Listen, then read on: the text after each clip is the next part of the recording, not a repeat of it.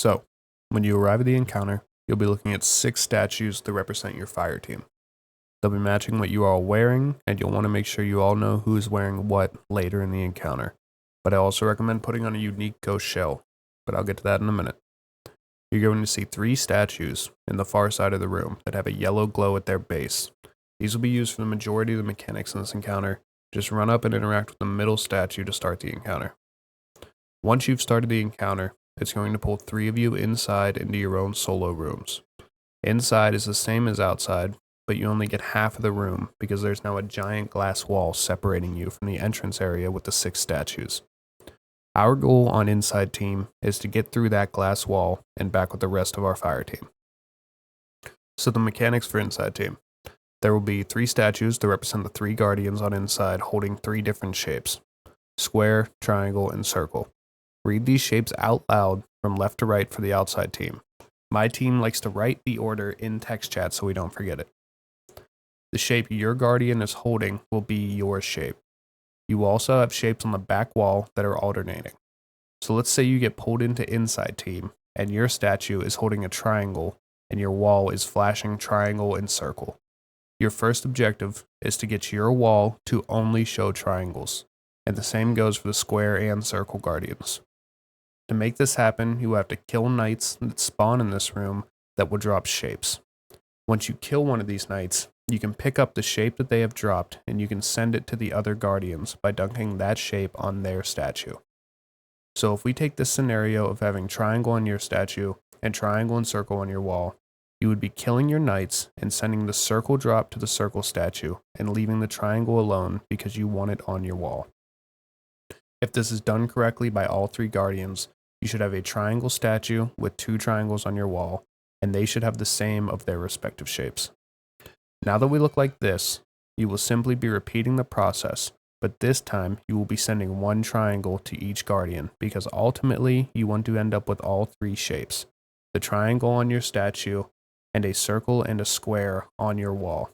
Now, you might be thinking, why do we have to get 2 of the same on our wall? Why can't we just skip that whole part and go straight to getting all 3 different shapes? You can't. The mechanics do not work that way. My team thought the same thing. You can technically make it happen, but the mechanics won't accept that as the correct answer, and you'll end up wiping.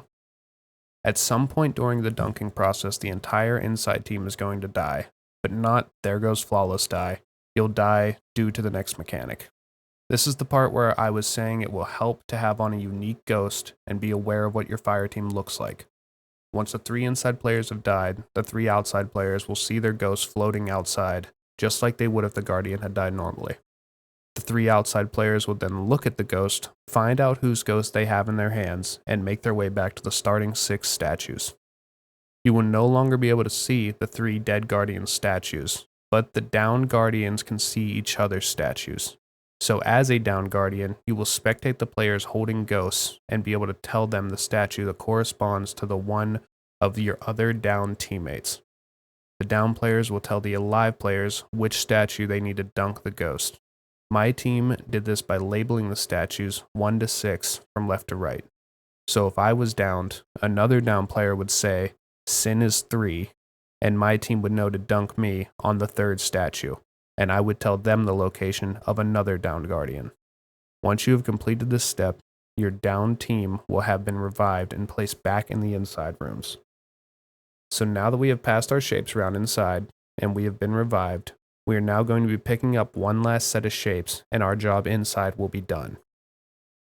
Once you have gotten your wall and statues into their final shapes, which in our scenario was triangle statue and square and circle on wall, you will be killing your knights and picking up both of the shapes on your wall to create a 3D shape. So for us having triangle, we would be picking up a square and a circle and creating a cylinder. If outside team has completed their jobs, this should allow you to walk through the glass wall in your room and regroup with your fire team. So that's it for inside team. But what is outside team doing this whole time? So the reason I told you to call out the order of shapes that your inside statues are holding is because of what outside team will be trying to accomplish. They are viewing the same statues outside, but the ones they see are holding 3D shapes. The 3D shapes consist of triangle plus triangle, making a pyramid, square plus square, making a cube, circle plus circle, making a sphere, circle plus square, making a cylinder, circle plus triangle, making a cone, and triangle plus square, making a prism. Outside team will be trying to match the 3D shape on the statues to the 3D shapes that inside team will be picking up to come through the glass wall. Triangle inside needs cylinder outside, square inside needs cone outside, and circle inside needs prism outside. Achieving this is the part that I feel most people will get confused on, but I'm going to try to explain it in a way that makes sense. Throughout this part, I will be referring to the outside statues by their inside names, because I find it easier to keep track of them this way, and it will make understanding the mechanic easier as you are doing it. This is why my team writes them in text chat by their inside order. So the only way to change the outside 3D shapes is to dissect a 2D shape from one statue and swap it with a 2D shape from another statue. You do this by killing the knights outside, picking up the shape you need, and dunking that shape into a statue that has the same shape, and the shape you want to swap into the second statue. It'll be easier to understand if I just show you. In this situation, the inside order is triangle, square, circle. So outside, we need to have the statues holding cylinder, cone, prism. Here, we see they are holding the right shapes in the wrong order. The way I look at this encounter is to just remove the shapes from the ones I know for a fact they don't belong on. So if I see the prism is over here on triangle, I know I can kill a knight, pick up a triangle, and dunk it on the triangle statue to use that as my first shape for the swap, which will leave just square over a triangle. Now I know I want to have a square and a circle on triangle, and I also know that I don't want a circle on circle. So I can kill a knight, pick up a circle, and dunk that on the circle statue. That will shift this circle from the cone and the triangle from the prism, and make them trade places, creating all new shapes. This makes the first statue hold a cylinder, which means we are done with it because it is now correct. So for my other two statues, I have another cylinder and a pyramid, but we know that for square, we need a cone, and for circle, we need a prism. We're already very close to having that and make it happen on the next swap. We would now just need to repeat the same thought process.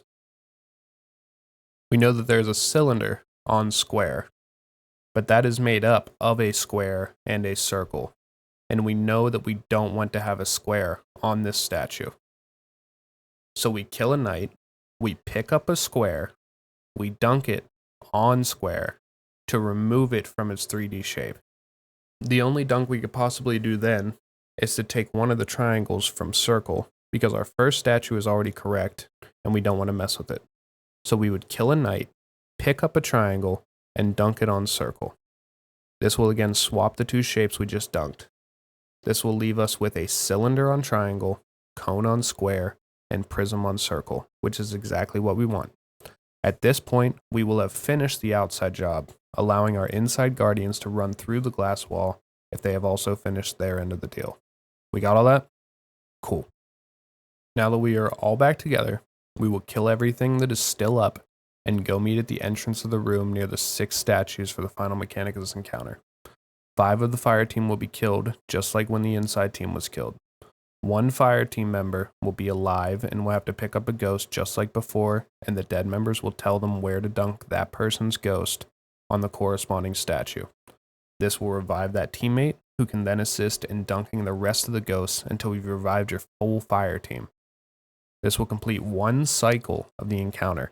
You have to repeat this encounter that we just went through 3 times to get it clear. Good luck, and if you want me to make more of these guides, just let me know. Peace.